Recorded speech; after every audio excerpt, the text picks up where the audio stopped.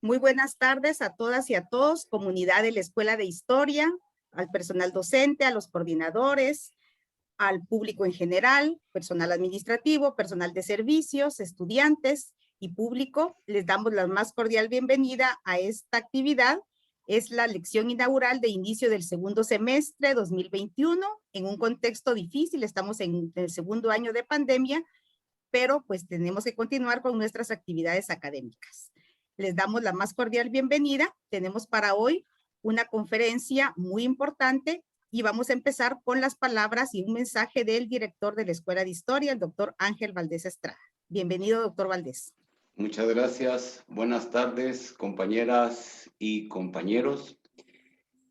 La comunidad de la Escuela de Historia se encuentra consternada y triste en estos momentos ante el fallecimiento de nuestra querida amiga y compañera Amalia Sunux, que nos ha dejado en una profunda tristeza, quien en la madrugada de hoy conoció la verdad. Abandonó este mundo y las incertidumbres, dudas y aquello que suscita cuestionamientos, para ella ya son evidencias. Para ella ahora son certezas. La Escuela de Historia ha sufrido el embate de esta pandemia. Compañeras y compañeros padecieron la enfermedad. Les ha tocado sufrir, les tocó sufrir la incertidumbre ante el sufrimiento de un ser querido, porque padece de COVID. Varias compañeras y compañeros les tocó vivir el dolor de la pérdida de un ser querido y no poder rendirle las honras fúnebres acostumbradas, que mitiguen en parte el duelo ante la muerte de un padre, de una madre, hermanas, hermanos, amigas o amigos, como es nuestra situación actual con nuestra compañera y amiga Amalia Sunux. Personas que les unía un cariño entrañable, y nos ha tocado vivir esta situación a cada una y a cada uno de nosotros. Y lo hemos tenido que afrontar una situación así, de este nivel, de este calibre.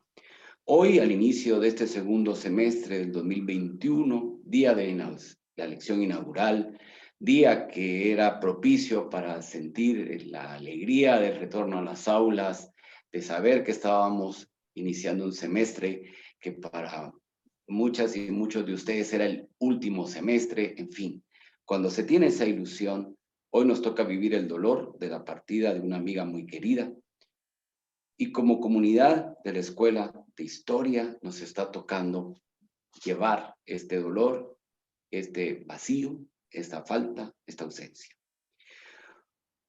Hoy, por tanto, la Escuela de Historia está de luto por el sensible fallecimiento de Amalia y también por el fallecimiento de nuestros familiares, amigas, amigos, conocidos, víctimas mortales de la COVID-19. Víctimas, por tanto, de una pandemia que empezó hace un año, 4 meses, y ahora está en el momento más difícil que nos está tocando vivir. Presento mi más sentido pésame al hermano de Amalia, César Aníbal, a su hijo, a su familia, a la comunidad de la Escuela de Historia, a todas y todos ustedes, compañeras y compañeros, en especial a sus amigas y amigos, pero particularmente a sus amigas entrañables, Andrea Cincal y Lorena Miguel. Mi pésame también a las organizaciones de las que Amalia formó parte activamente, de las que estuvo empujando, sacando adelante, contribuyendo desde la historia, desde sus capacidades, desde su dedicación y ahínco al crecimiento de estas organizaciones. Por tanto, mi pésame al grupo de Historia GT, que sé que han tenido una gran pérdida con la partida de Amalia, a la organización feminista Kemal Noj, que también ella fue parte fundamental de esta organización tan importante de nuestra escuela, a la Asociación de Curriculistas de Guatemala, a sus alumnas y alumnos de la escuela donde trabajó en Vía Canales, a quienes les dedicó todas sus energías para volcarse en su tarea de maestra, que era una de sus grandes pasiones. Les ruego, por favor, en este momento de inicio de nuestro segundo semestre, hagamos un minuto de silencio en memoria de Amalia Zunux y de todas las víctimas mortales de la COVID-19.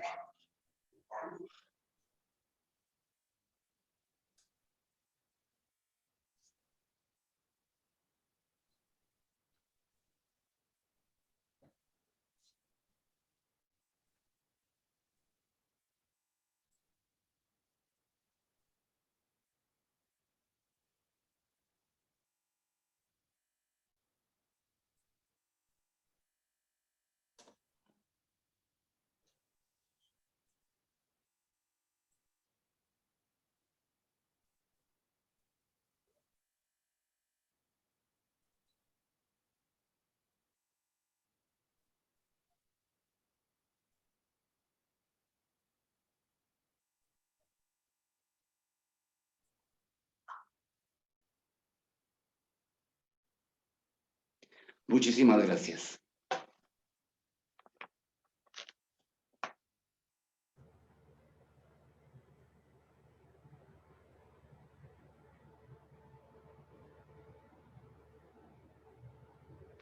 Gracias, doctor Ángel Valdés.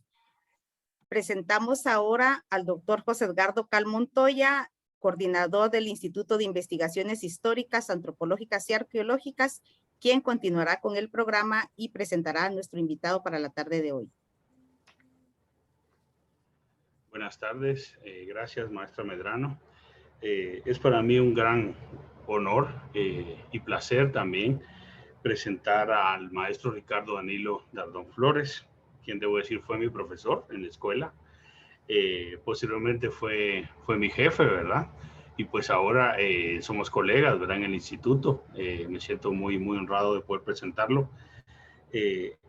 Con esta ocasión especial de la lección inaugural, que pasamos un momento difícil, triste en la Escuela de Historia, pero la mejor manera de honrar a las personas que apreciamos, que queremos, es también continuar con nuestras labores y tenerlas presentes. Y también tenemos que tener esa convicción, ¿verdad? Que a ellos les gustaría también estar junto a nosotros en este momento.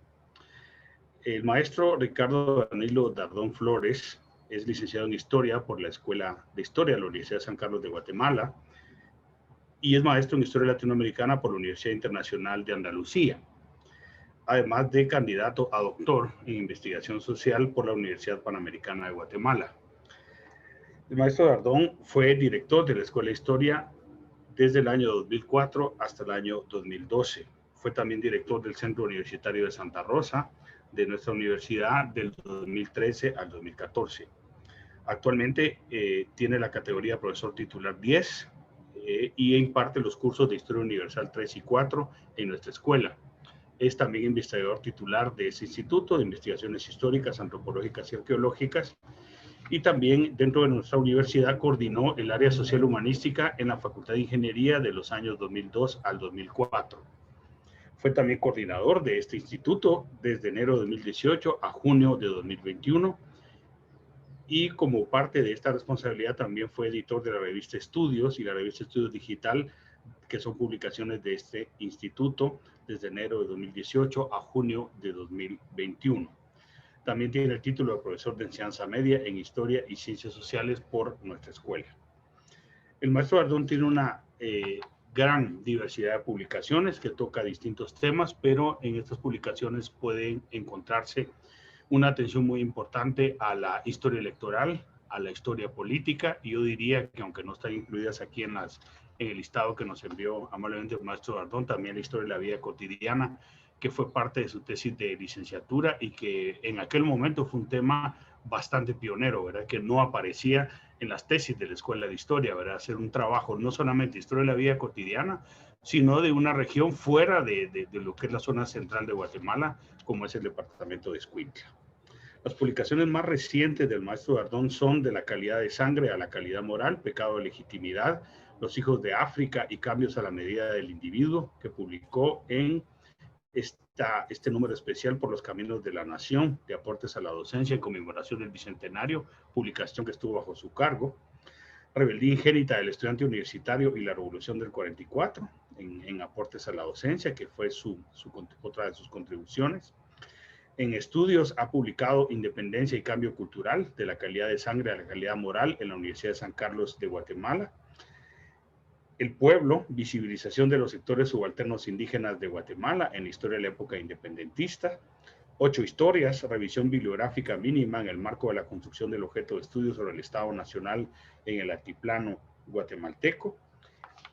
Y también tiene otros trabajos en los que ha contribuido, como capítulos de libros o trabajos independientes, donde yo resaltaría su contribución en el libro Historia de las Elecciones, ¿verdad? En América Central, donde hace una contribución sobre la historia de las elecciones en Guatemala. Su tesis de maestría en la Universidad Internacional de Andalucía, que se titula Nación y Colonia, en San Juan, Zacatepeques. Y también estuvo involucrado en un proyecto muy interesante, ¿verdad? Que fue la historia de la industria en Guatemala, ¿verdad? Donde se hicieron monografías de 4 fábricas, que fue publicado por Digi en el año 1988. Aparte de otras publicaciones que no vamos a mencionar en orden de la brevedad, pero quiero darle la bienvenida al maestro Dardón para el tema que nos va a hablar hoy, que es un tema que lleva ya varios años investigando, ¿verdad? Y es el papel de una de las familias más importantes, ¿no? No solamente en el comercio, sino también en la vida política guatemalteca, y que es un tema que toma gran vigencia ahora que estamos en toda esta revisita, ¿no? Del Bicentenario. Entonces dejo con ustedes al maestro Dardón, que nos hablará sobre el papel de la familia Aycinena en la formación de la nación guatemalteca. Bienvenido, Daniel. Muchas gracias. Agradezco en primera instancia al doctor Ángel Valdés, director de la Escuela de Historia, por la invitación a dictar esta clase inaugural de semestre. También muy agradecido con el doctor José Cal por sus palabras, con la maestra Alejandra Medrano. Con todos ellos me unen grandes recuerdos y por supuesto también una gran amistad. Son grandes seres humanos, grandes profesionales y fundamentalmente para mí grandes amigos. Voy a compartir con ustedes algunas reflexiones relativas a la familia Aycinena. Para el efecto voy a proyectar algunas diapositivas como la que tenemos acá. El tema entonces que voy a abordar son los Aycinena en la formación de la nación guatemalteca. Quiero, antes de principiar, trasladar mi profundo pesar por las pérdidas de seres queridos, por las pérdidas de familiares, por las pérdidas de los amigos, por las personas que todos hemos sufrido. En particular, hoy sentimos el deceso de nuestra compañera, historiadora, maestra, amiga, Amalia Judith Sunuk Sanik. Comparto, y no me equivoco, que todos con ustedes compartimos la indignación por la falta de vacunas, el colapso de los servicios de salud, de la mano con la creciente corrupción y el desprecio por la vida. Lo anterior, por supuesto, tiene que ver con la estructura del Estado Nacional guatemalteco y claro está, muchos de esos elementos conservadores y excluyentes que nacieron con este Estado. Por eso es pertinente reflexionar sobre la formación de la nación guatemalteca. Recordemos, la historia no es otra cosa que una constante interrogación a los tiempos pasados en nombre de los problemas, en nombre de las curiosidades e incluso en nombre de las inquietudes y las angustias del presente, de ese presente que nos rodea y que también nos asedia, sobre todo a nosotros los guatemaltecos. Es importante recordar que disertar sobre la formación nacional es sumamente extenso y hoy quiero introducir para que discutamos el tema desde sus orígenes, intentando aquí el constante reencuentro del pasado con el presente, el repetido pasaje del uno al otro, un recital sin fin, pero a dos voces, en donde la familia más importante por su poder económico y político, decidió la separación política de la monarquía española y años más tarde también separar Guatemala de la Unión Federal para convertirla en una patria chica, convirtiendo también en pequeñas repúblicas a las demás. En todo ello, media el pensamiento político de aquella familia y muy especialmente en el del último marqués, doctor José de Aycinena, Juan José de Aycinena. En la presente disertación se estudia el surgimiento de la nación en Guatemala. El tema es de orden político, por supuesto, y lo abordaremos desde una perspectiva de la historia social y cultural.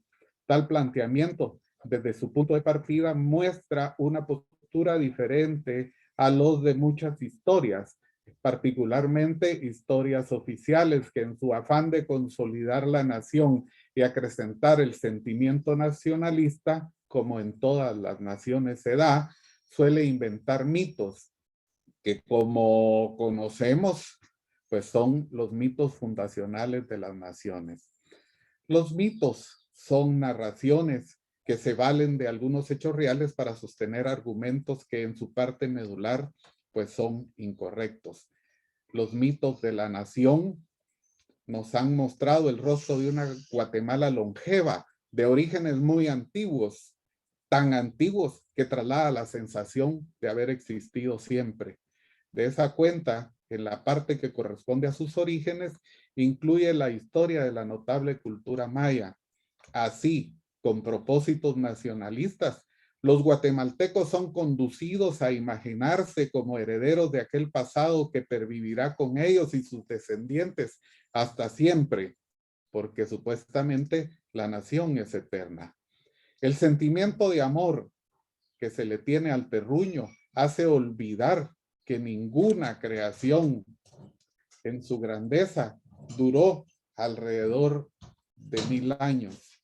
Y es por eso que les presento esta diapositiva, que es un fiel ejemplo, un claro ejemplo de lo que estoy hablando. Ni Roma es eterna, ni mucho menos Guatemala va a ser inmortal. Pero pues Roma en su grandeza en realidad duró alrededor de 1000 años, el Imperio Romano. Y precisamente la Roma actual no es exactamente la Roma de aquellos tiempos clásicos. Por lo demás, resulta paradójico constatar la exaltación del pasado maya asociado a la manifiesta discriminación y expresiones de racismo hacia la población originaria actual. En su lógica, el mito de los orígenes lejanos de la nación guatemalteca traslada la idea equivocada de que Guatemala ha existido siempre, aunque sea en estado latente.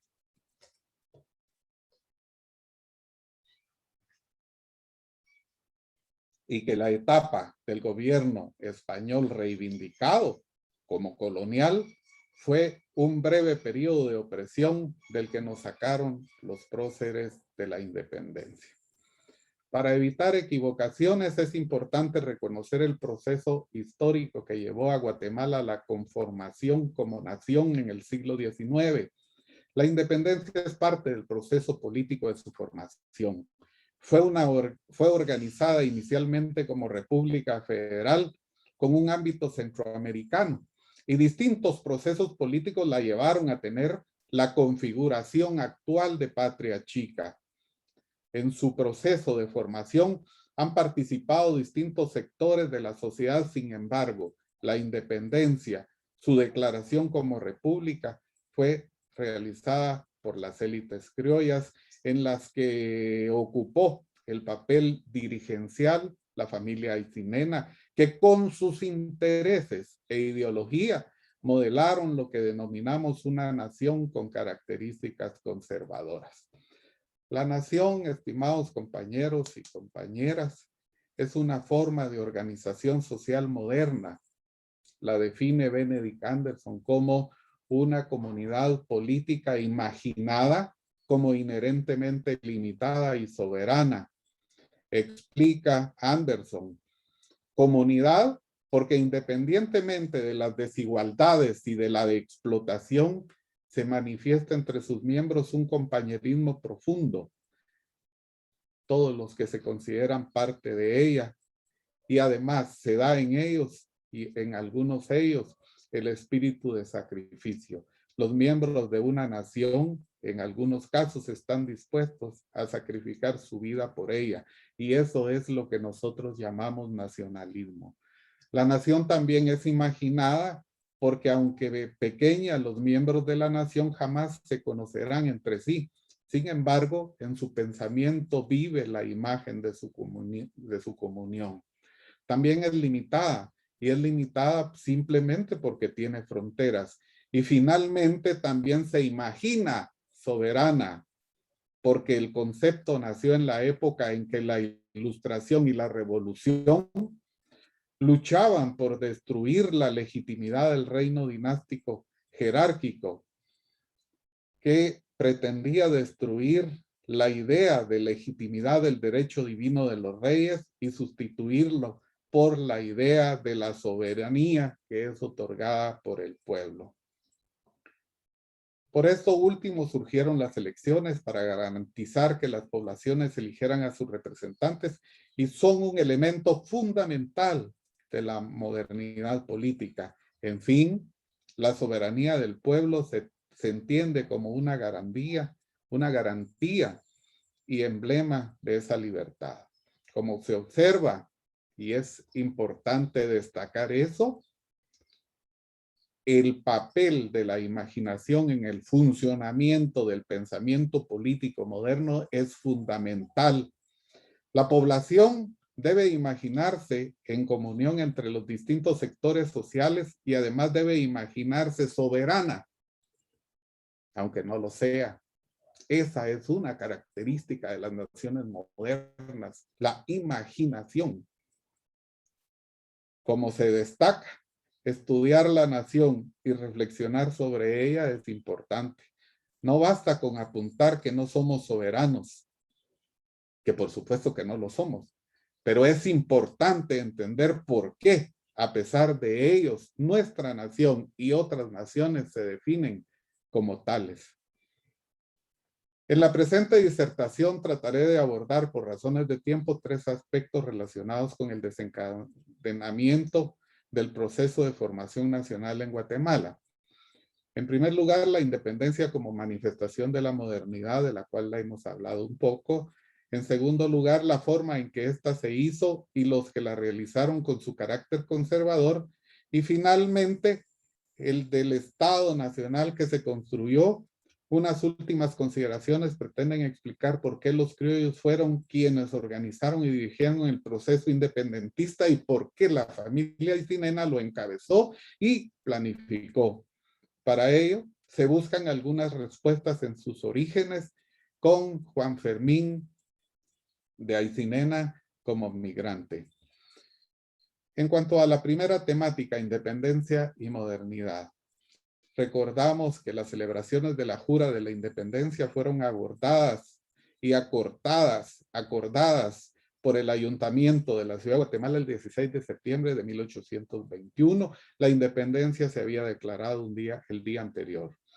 De esa manera, el 21 de septiembre se hizo la Jura en la Universidad de San Carlos. El acto fue presidido por el claustro integrado por los doctores de la universidad, dirigido por su rector en ese momento, José Antonio de Larrazábal, quien había sido, como se recordarán ustedes, diputado por Guatemala a las Cortes que sancionaron la Constitución de Cádiz de 1812 y que también en cierto espacio presidió aquella asamblea.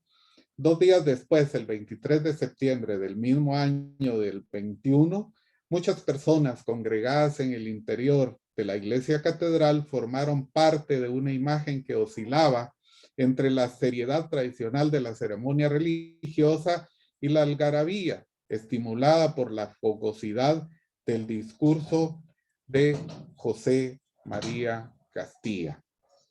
Las palabras de aquel canónigo difundían impetuosas la razón de aquel acto. Recitó un texto bíblico, primero en latín, aunque después lo tradujo al castellano, que rezaba lo siguiente: bendijiste, Señor, a tu pueblo, apartaste la cautividad de Jacob. El discurso en aquella joven ciudad, como ustedes pueden destacar, asumía la imagen de independencia como liberación de un pueblo cautivo, utilizando las justificaciones históricas expropiadas al indígena. Aquel recurso de comunicación, salir del cautiverio para formar una nación libre, seguirá utilizándose en otros movimientos nacionalistas, no necesariamente con palabras y no necesariamente desde la perspectiva de la literatura. Así, por ejemplo, Giuseppe Verdi, dentro del movimiento de formación nacional conocido como Unificación Italiana, compuso el Nabucodonosor, ópera cuyo argumento es la liberación del pueblo de Israel del imperio babilónico, que fue estrenada el 9 de marzo de 1842 en la Scala de Milán, es decir, unos 21 años después de la independencia de Guatemala, y después que José María Castilla estaba utilizando ese recurso, ese argumento de razonamiento, pues lo utilizan dentro del movimiento de liberación nacional que conformó después el Estado italiano moderno. Aquí les presento una diapositiva en donde está el recinto de la iglesia catedral. Por supuesto, esta es una foto contemporánea.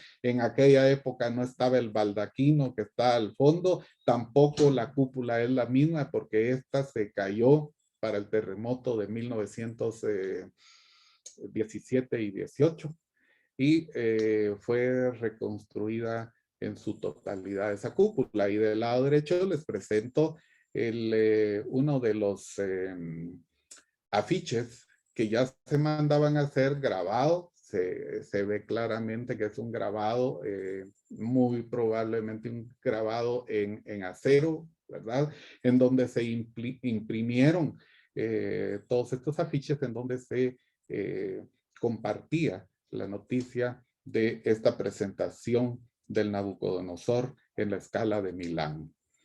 Pues bien, los siglos XVIII y XIX fueron tiempos de notables transformaciones en América y en el mundo. Signos de cambio dejaban ver en todas y muchas partes del mundo: la revolución industrial en Inglaterra y en algunos países de Europa occidental, las reformas borbónicas emprendidas por la monarquía española, la ilustración, la independencia de las colonias inglesas, la revolución francesa, la independencia de Haití, que es muy importante, la primera nación negra fundada en todo el mundo, etcétera. Todas ellas, junto a las situaciones internas españolas y de América, se complementaron para dar lugar al proceso que llevó a su separación política y al surgimiento de nuevas naciones que hoy son las naciones latinoamericanas. La modernidad también se manifestó en Centroamérica, generando cambios económicos, políticos y sociales.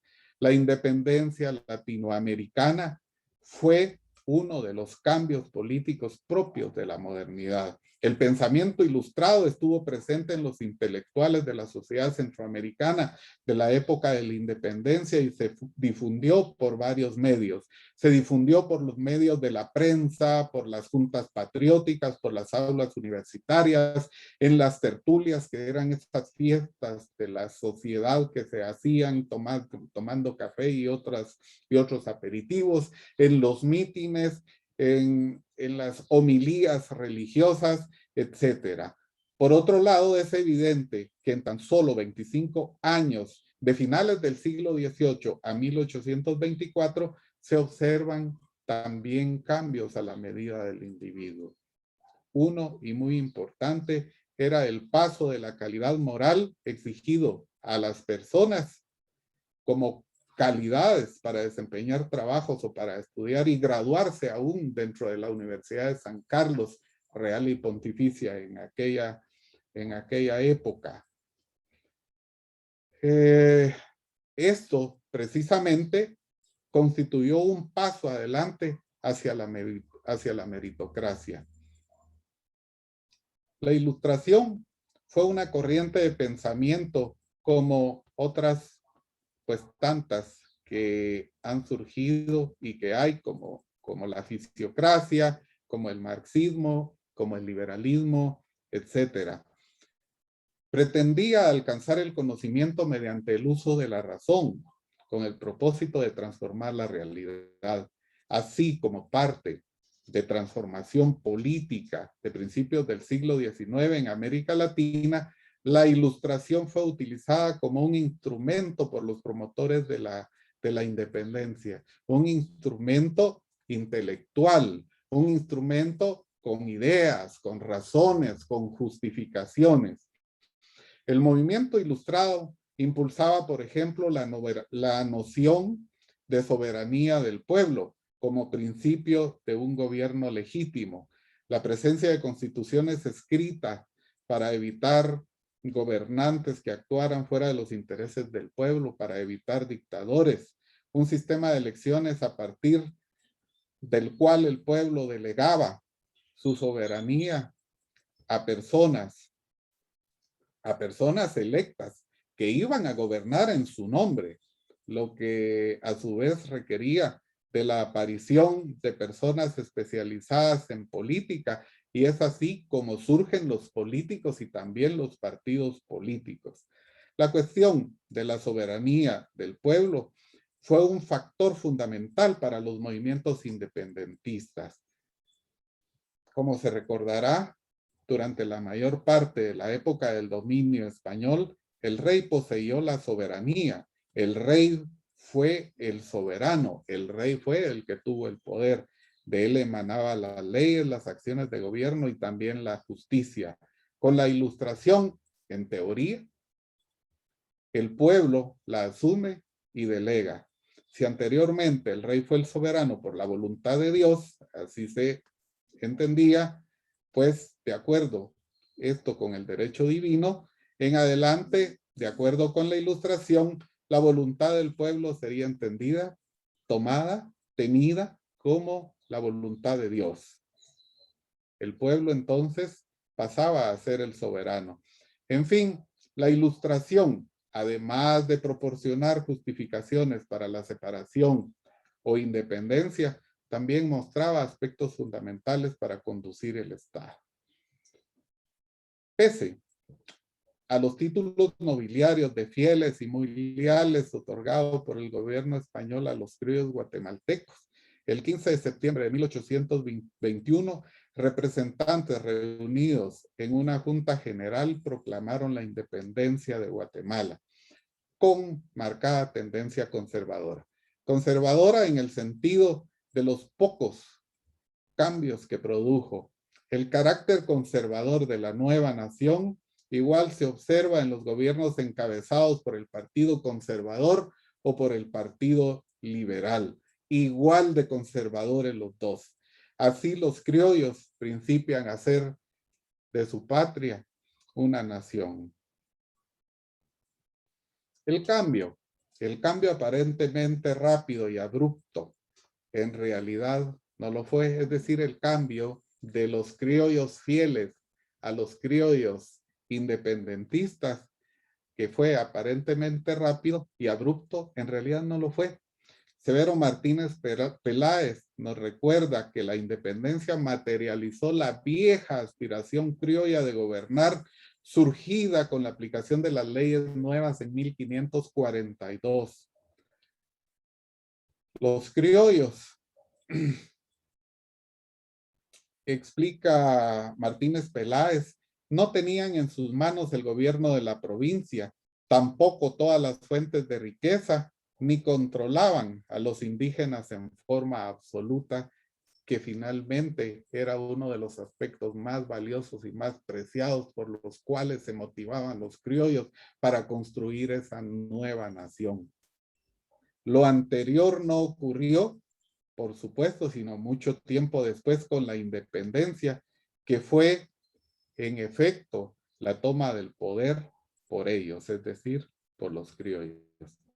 El gobierno español, al favorecer a los nacidos en la metrópoli, Frente a los criollos, agudizó la división entre criollos o entre hijos de la tierra y los hijos de la península. De esa manera, la élite criolla se convencía cada vez más que España no era su patria, pues no era la madre que trataba por igual a sus hijos. Aquí empieza a delinearse la respuesta a una de las preguntas que necesariamente surgen cuando se trata el tema. ¿Por qué los criollos realizaron la independencia si la estructura del gobierno español en la provincia había sido su fuente de riqueza y su fuente de poder? Bueno, la construcción de justificaciones que hagan legítima la forma en que se estructuró un Estado, sus políticas, el ejercicio del poder, etcétera, exige la presencia de personas especializadas en función de ella. Es decir, exige la presencia de los políticos. En esa lógica se entiende el aparecimiento en Guatemala, primero, de los grupos gasistas y cacos, convertidos luego en el Partido Conservador y Liberal.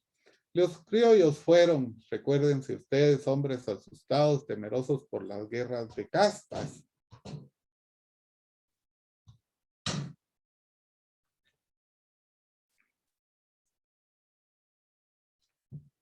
Esas guerras de castas, promovidas también dentro de la Revolución Francesa y también en la violenta y contagiosa independencia de Santo Domingo, de Haití. En México la situación social era explosiva. Los blancos estaban conscientes de la indignación contenida en indígenas y también en las castas en su contra. Tradicionalmente los criollos habían dependido de las autoridades españolas para su estabilidad y defensa. Sin embargo, los acontecimientos que se suscitaron en la península y las experiencias cercanas que les hicieron preocuparse a los criollos, quienes perdieron la confianza en el gobierno español y empezaron a poner en duda la voluntad de España por defenderlos. Ciertos acontecimientos en México y en América del Sur causaban nerviosismo y temor a los criollos guatemaltecos. Por un lado, en el sur, Francisco Miranda, desde Caracas, había hecho una proclama que no era desconocida en Guatemala. Criticaba la situación del indio, declaraba el tributo como odioso, como injusto y opresivo, y además planteaba la necesidad de abolirlo. Además sostenía que indios y gentes libres de color gozarían desde ese instante de todos los derechos y privilegios correspondientes a los demás.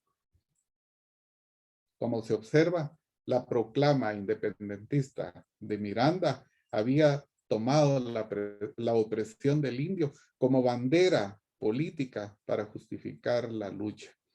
Esto asustaba, por supuesto, muchísimo a los criollos guatemaltecos, a los criollos centroamericanos en general, pero fundamentalmente a los criollos guatemaltecos. Las revoluciones independentistas del continente obligaron al gobierno español a adoptar ciertas medidas tendientes a eliminar banderas políticas de los revolucionarios, en este caso de Miranda. Así, por ejemplo, el virrey de la Nueva España, Francisco Javier Vanegas, en 1810, decretó la exención de tributos a la población indígena extendida a las castas de mulatos, negros y demás, a fin de que se mantuvieran fieles. Además, incluyó que la gracia de repartimiento de tierra a los pueblos de indios no se extendiese a las castas y prohíbe a las justicias el abuso comercial en el distrito de sus respectivas jurisdicciones bajo el título de repartimientos. Recordemos que en esta época la corona española va a abolir los tributos y va a abolir también los repartimientos de enseres y todas las demás exenciones de tipo extraeconómico hacia la población indígena. Con ello, la corona se ubicaba en posiciones contrarias a intereses de las élites criollas centroamericanas y muy especialmente guatemaltecas. Es importante recordar que en México y en América del Sur, en determinados momentos y lugares, hubo participación popular indígena y mestiza en movimientos emancipadores, no así en Centroamérica, salvo algunos casos individuales.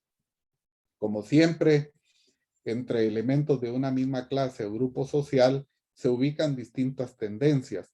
Así se observa criollos independentistas y también antiindependentistas.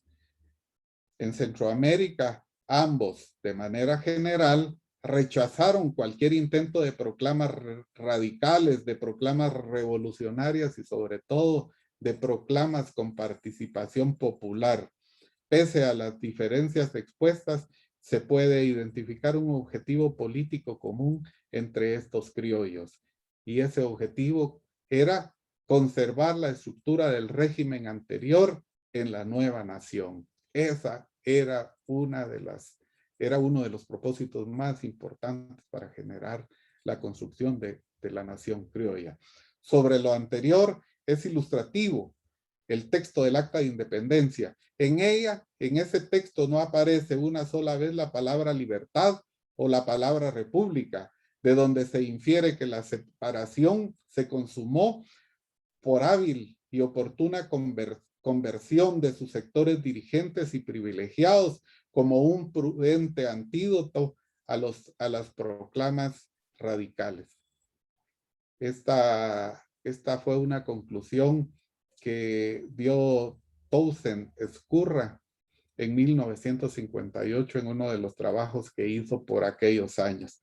La independencia se hizo procurando para prevenir las consecuencias terribles en el caso de que las proclamase de hecho el mismo pueblo. De esa manera, fíjense ustedes que el 17 de septiembre de 1821, Gavino Gainza, que está en esta diapositiva al margen, al lado derecho, como capitán general de estas provincias y ya jefe político y presidente de la Junta Consultiva Provisional del Gobierno, pues va a emitir un bando, el bando conocido como el bando del 17 de septiembre. En ese bando explica a la población la plena vigencia de la ley y del orden anterior, imagínense, lo cual muestra sin lugar a dudas la proclama de independencia como una realización criolla y por supuesto el logro de su más importante objetivo político. Vale decir que la estructura de dominación impuesta a partir de la conquista española seguía intacta en lo interno, una especie de provincia española sin rey, o dicho con propiedad, una nueva nación sin rey, gobernada por élites criollas con relaciones heredadas del antiguo régimen, una nación excluyente. El carácter conservador de la independencia se observa en muchos aspectos, todos ellos apuntando hacia la continuidad de las estructuras del régimen anterior. El bando de Gavino Gainza destaca esa intención y leo textual. La independencia proclamada y jurada el 15 del corriente es solo para no depender del gobierno de la península y poder hacer en nuestro suelo todo lo que antes solo se podía hacer en aquel. La independencia se declaró de acuerdo con el plan pacífico dirigido por la familia Aycinena, en consecuencia, comprenderla y explicar las características de la nación que fundan exige conocer quiénes fueron ellos, quiénes fueron la familia Aycinena. Entramos entonces ahora al último aspecto. ¿Por qué hicieron los criollos la independencia dirigida por los Aycinena? Para el efecto, principio por buscar algunas respuestas en los orígenes de la familia Aycinena con su patriarca fundador, Juan Fermín.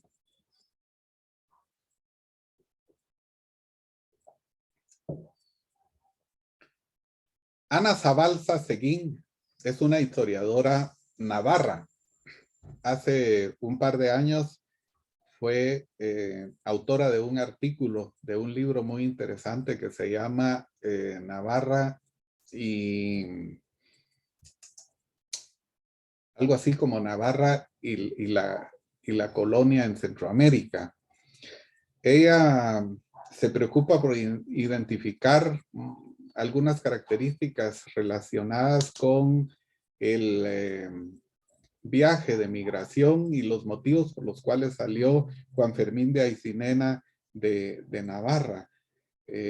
¿Cuáles fueron los motivos que lo impulsaron a él y a otros navarros a abandonar el lugar donde nacieron para finalmente, explica ella, lanzarse a una aventura incierta? Bueno, en cuanto a lo incierto, en efecto, todo futuro lo es. Sin embargo, la misma autora navarra indica que había una organización navarra que auxiliaba con recursos e información a los migrantes navarros. Otros habían viajado antes y daban orientaciones a los recién llegados. No se trata de cualquier tipo de migrante. En el caso de los navarros, traían contactos en el lugar de llegada y dejaban otros en el lugar de partida para hacer negocios, para trabajar, para enriquecerse. Todo estaba plenamente planificado por ellos. Por lo demás, la incorporación de Navarra a la corona de Castilla en 1515 por Fernando el Católico proporcionó a los hijos de los viejos linajes navarros una gama de oportunidades, entre otras oportunidades en Indias, como eran llamados estos territorios en España por aquella época. Dos buenos ejemplos estudiados son el caso de Juan Barreneche y Aguirre y Juan Fermín de Aycinena y Digoyen, que emigraron y tuvieron éxito en Centroamérica. Los dos vinieron a Guatemala, los dos fueron comerciantes, dueños de casas comerciales dominantes económicamente en Guatemala y que tuvieron presencia en toda Centroamérica. Un buen motivo y razón para salir de Navarra se los da a los hidalgos bastandarras, la pobreza de aquel territorio asociado con una relativa superpoblación que les obligó a desarrollar un sistema de transmisión del patrimonio a un solo hijo. De esa manera evitaban el fraccionamiento de bienes en cada generación que hubiera conducido a un minifundio insostenible. Es importante decir que esta especie de mayorazgo que se implementó en Navarra no era un mayorazgo para el varón primogénito. Podía ser varón o podía ser mujer. No era una determinación en este sentido de tipo masculino. Muchas mujeres fueron dueñas y jefas de una casa en Navarra. Hacia el siglo XV y el siglo XVI, el sistema en Navarra consistía en que los padres podían elegir libremente al hijo o a la hija con independencia del sexo o del orden de nacimiento. No se trataba de una primogenitura en sentido estricto, más bien una familia hereda a una persona porque representa la mejor opción para mantener o mejorar el estatus de la casa. Es decir, cuando uno de sus hijos podía tener una mejor capacidad para casarse con otra familia del mismo o de mejor estatus, pues la familia le concedía a ese hijo el mayor de la casa para poder tener una condición social estable o ascender a ella. Sin embargo, este no fue el caso de Juan Fermín de Aycinena. Juan Fermín no fue heredero y tampoco disfrutó del dote del heredero. Debo explicar una cosa. Lo que pasa es de que el dote de la mujer era dado a la familia y entonces la familia se la daba a otro hijo, no la recibía el mismo hijo que era el heredero, puesto que él había heredado todas las posesiones de la familia. Entonces a otro de los hijos que no heredaba nada, le daban la dote de la esposa con la que se casaba el heredero, ¿verdad? Esta era la forma, el mecanismo para hacer los casamientos en Navarra. Pero Juan Fermín de Aycinena no fue heredero y tampoco recibió dote. No quiso seguir tampoco los pasos de la iglesia, es decir, convertirse en sacerdote, que era otra de las alternativas que tenían los hidalgos para no seguir la pobreza. Y tampoco quiso pertenecer en su casa, puesto que la opción de pertenecer en su casa es permanecer como criado dentro de su misma familia. Así que la opción que él decidió fue la de emigrar. Navarra, de reino independiente, se recordarán ustedes, fue incorporado al Imperio Español. Ello generó oportunidades a su nobleza.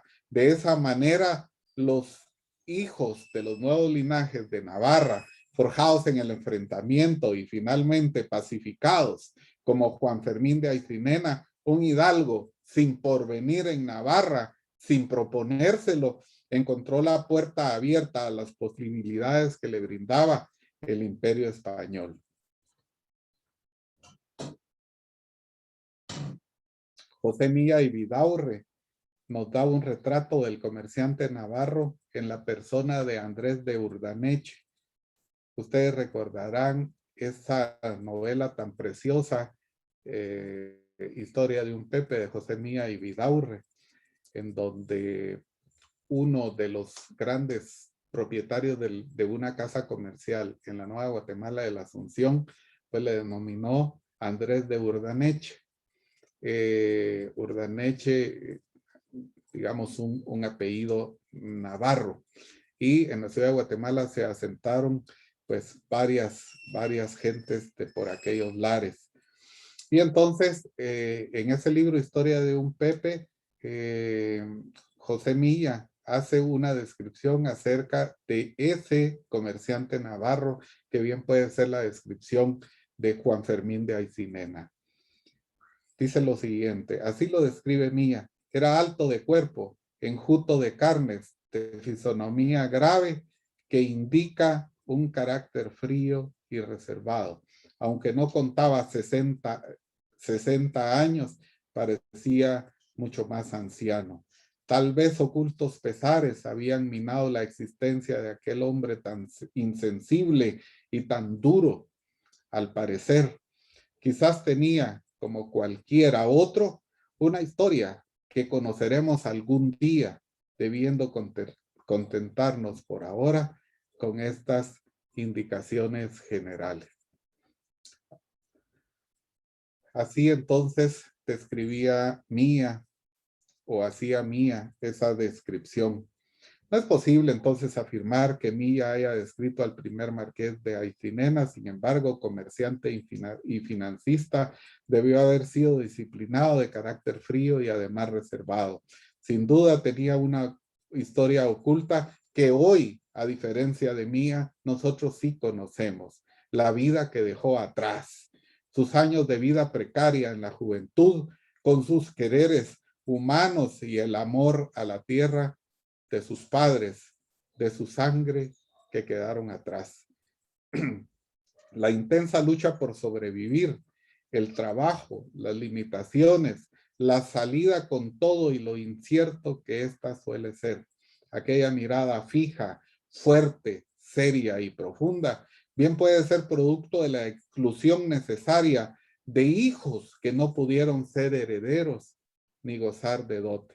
Refleja su rostro la frialdad de sentirse expulsado con sus cualidades, con sus capacidades. Probablemente también todo el empuje de hacer lo necesario para triunfar y no haber sido tenido como heredero.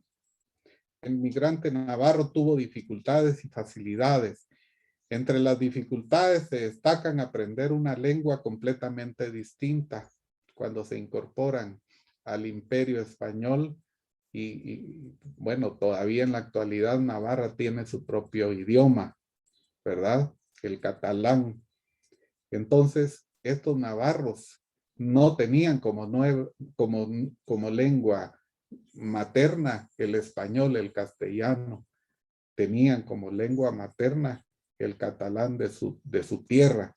De tal manera que tuvo que aprender Juan José de Aycinena el castellano. Tuvo que también acceder al mundo escrito, aprender a leer y a escribir, porque debo decirles que en esta época muy hidalgos y muy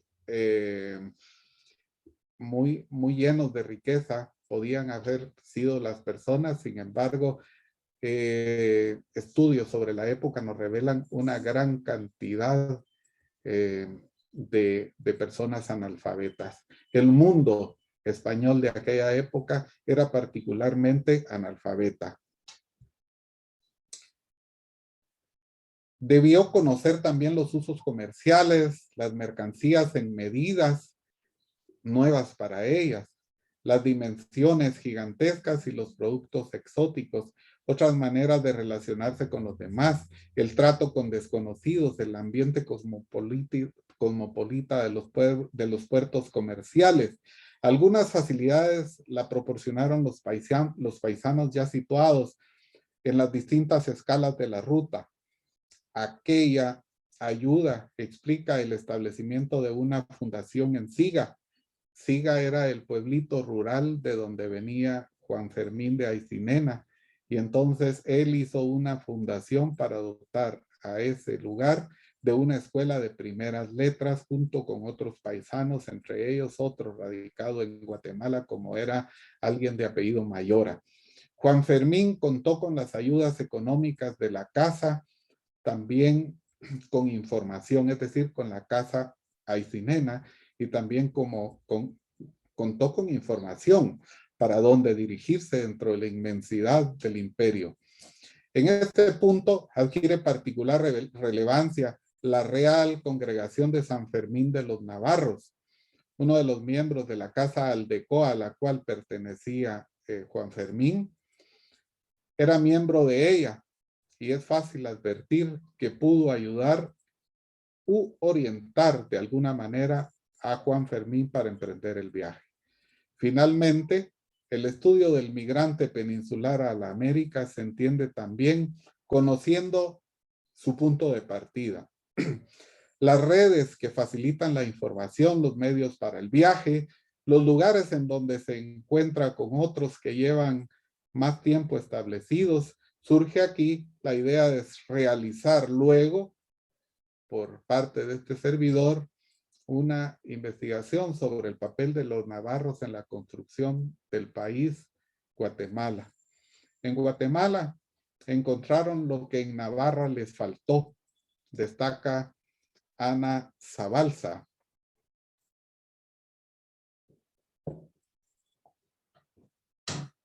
Aquí vemos otra imagen que posiblemente es mucho más cercana a la descripción de José Milla, ¿verdad? Y es esa mirada fuerte, penetrante, ruda, hierática de Juan Fermín. En Guatemala, entonces, se encontraron los navarros lo que en su tierra les faltó. En primer lugar, tierra en abundancia. Navarra era una región sumamente poblada, que al contrario estaba expulsando a sus hijos y la tierra estaba dada para las familias que ya la tenían. No había más posibilidades para que otras familias se asentaran ahí. También acá tenían un activo comercio que generaba liquidez económica. Tenían reconocimiento social. Habían familias criollas ricas, deseosas de emparentar con ellos. Un futuro más esperanzador que el abrumado peso del pasado de la Europa del antiguo régimen. Esto dice Ana Zabalza. Sin embargo, particularmente yo debo agregar otro. El fundamental quizás el elemento más importante, y es precisamente el que hace producir la riqueza, que no lo menciona la historiadora española Navarra, y es la mano de obra gratuita y semigratuita del indígena, siempre invisibilizado, siempre borrado, como advierte Severo Martínez Peláez.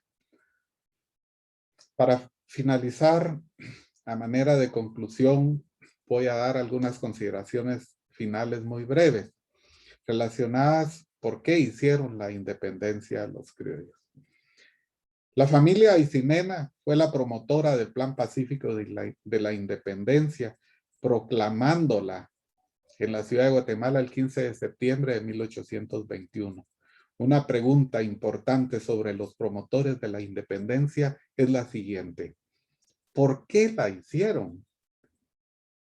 ¿Por qué la hicieron considerando que la monarquía del Imperio Español, la que les dio las posibilidades para convertirse en élites de los reinos de ultramar? Esa pregunta, que planteada con argumentos, podría extenderse de la siguiente manera: ¿por qué los criollos que habían disfrutado de privilegios, oportunidades de enriquecimiento, fueron convertidos en clase alta, algunos en élites centroamericanas, decidieron independizarse de España? Pues bueno, como pregunta histórica, tiene varias respuestas, pero intentando contestar en forma breve, coincidimos con los argumentos de Severo Martínez Peláez. No tenían en sus manos el gobierno de la provincia, tampoco las fuentes de riqueza, ni controlaban a los indígenas en forma absoluta. Lo anterior ocurrió con la independencia, que fue la toma de poder por los criollos. Por lo demás, fueron las políticas centralistas de la monarquía y reducción de la influencia criolla en el gobierno del reino, la política borbónica con relación a la iglesia y con relación a los cambios en general del régimen que nosotros conocemos como régimen de intendencias, las políticas liberales como el cese del tributo indígena, las desigualdades entre los españoles de la tierra y los españoles de la península, y finalmente la crisis de la monarquía española, son algunas buenas y breves respuestas para contestar a la pregunta: ¿por qué los criollos hicieron la independencia y por qué los criollos formaron una nación conservadora? Pues hasta aquí dejaría yo esta exposición, y de nuevo agradeciendo a todos los presentes su asistencia. Aquí tenemos varios escudos de armas en esta diapositiva. Al centro el escudo de Navarra, arriba a la derecha el del Valle del Baztán, que era ese amplio valle en donde había muchos pueblos rurales o varios pueblos rurales. Uno de ellos era Siga, de donde partió Juan Fermín de Aycinena. Y esta es una ilustración que muestra o que quiere mostrar al palacio, el antiguo Palacio Real de la Nueva Guatemala de la Asunción en el Día de la Independencia. Debo decirles que hace unos días, el 21 de junio de este año, salió publicado este artículo, Los Aycinena de Baztán, dueños de Guatemala. El título es así, con mucho morbo, ¿verdad? Deja entrever cómo es posible que una persona que sale de un pueblecito tan pobre y tan pequeño como Siga se haya construido una familia tan grande y tan poderosa que pudo construir una nación. El argumento de este artículo periodístico, esto fue publicado en un diario electrónico de Navarra que se llama Noticias de Navarra, y entonces lo que está queriendo mostrar a sus a los habitantes de Navarra es la importancia de su nación Navarra, de su pequeña nación Navarra, que está incluida, por supuesto, dentro de la nación española, ¿verdad? Que es el Estado Nacional que involucra y que incluye a las otras naciones más pequeñas, y que, pues, ¿cómo es posible que esta persona nacida y salida de este pueblo tan pobre, pues haya podido llegar y tener estas grandezas?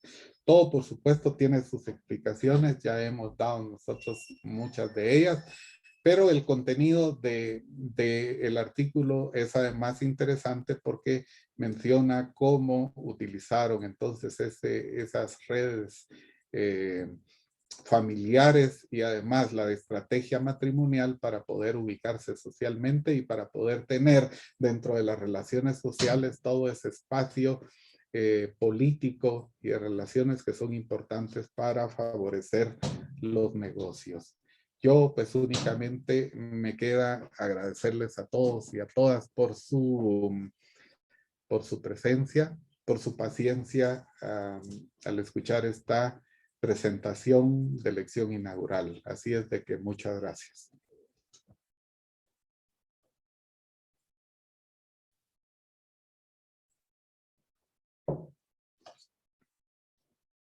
Muchas gracias, maestro Danilo Dardón.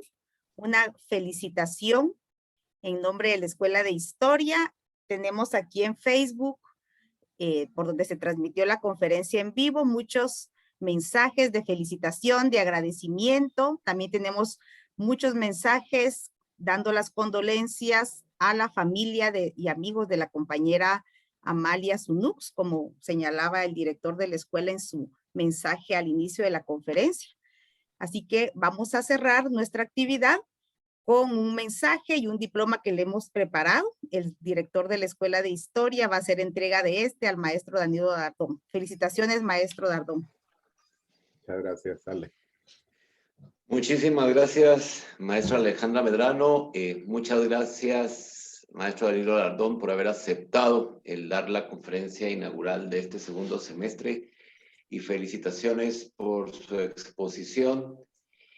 Y en reconocimiento a su disertación, vamos a entregarle el siguiente diploma que dice así: Escuela de Historia, Universidad de San Carlos de Guatemala, otorga el presente diploma de reconocimiento al maestro Danilo Dardón Flores por impartir la conferencia inaugural del segundo semestre del 2021, titulada Los Aycinena en la formación de la nación guatemalteca, realizada el martes 20 de julio de 2021 y firma su servidor. Muchísimas gracias por sus aportes de esta tarde y muchísimas gracias a quienes están siguiendo esta lección inaugural por medio del canal de Facebook Live. También gracias por sus comentarios que son muy importantes para seguir manteniendo esta comunicación fluida que hemos sostenido. Como les dije, creo que hace 3 semanas, si no estoy mal o menos, tendremos nuestro encuentro de historia en la semana del Bicentenario, para lo cual ustedes tendrán ya a su disposición el afiche correspondiente donde está toda la información de este evento, que empezará el lunes 13 y culminará el jueves 16 de septiembre. Así es que, por favor, estar atentas y atentos a nuestros canales de comunicación, que espero que dentro de unos minutos ya podamos tener esta información a su disposición y esperaremos sus comunicaciones para el evento del encuentro de historia. Poder contar, por tanto, con sus aportes y su participación. Que tengan una feliz tarde, noche ya casi, un buen inicio de semestre y